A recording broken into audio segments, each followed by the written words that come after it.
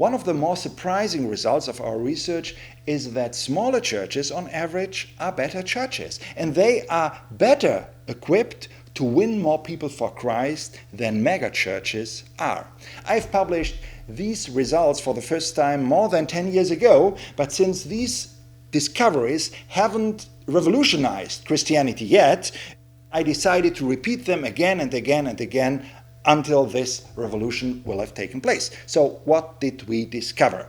We selected in our research two categories of churches. Number one, all churches with 100 or less people in attendance. The average size in this category was 51 people, and compared them to all churches with 1,000 or more people in attendance. The average size in that category was 2,856. And then we asked how many people did these two categories actually win as new members. The result was this, that the small church category was 16 times more effective in winning new people than the megachurch category was. 16 times more. That is 1,600% more effective. I'm not speaking about 1.6%. That would be insignificant. I'm not speaking about 16%. That would be highly significant. I'm not speaking about 160%. That would be a reason to rewrite most of the church growth books. No, I'm speaking about 1,600%. That's a revolution. I mean, not a single stone should remain on the other. It's so dramatic.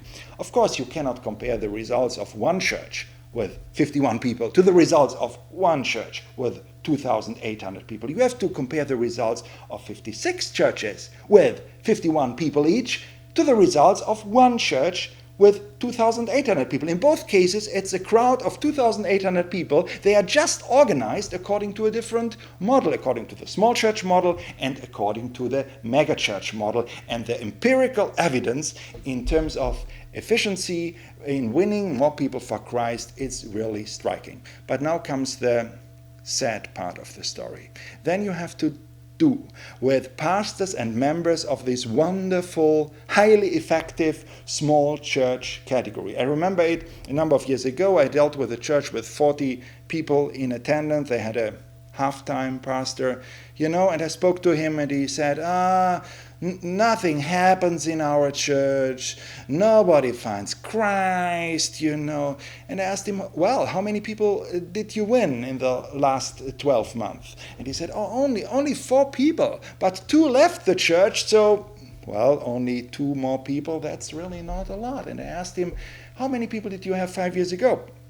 And he said, about the same number, about 20 people maybe. And I said, wait a moment, from 20 to 40 people in only 5 years, that's exactly the same growth as if you have the church of 20,000 people now that would have in only 5 years from now 40,000 people. If this should ever happen on this planet, no doubt that all of the Christian media in the world would go there and speak probably about the greatest revival in the world that ever happened. This 40-person church, with its frustrated half-time pastor, had just experienced that revival dynamic, but their self-esteem was so low.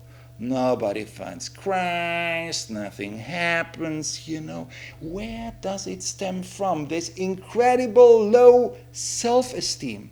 Well, the answer is not so difficult. This is the direct result of our standard procedures in the area of church growth and church development. These small churches that do such a wonderful job look so much on the mega churches and get an inferiority complex because they seriously believe, because people might have told them that they are far better churches. If our approach, if natural church development could result in increasing the self-esteem of the pastors and members of the small churches so that they would be enabled to do an even better job, we would have achieved one of our goals.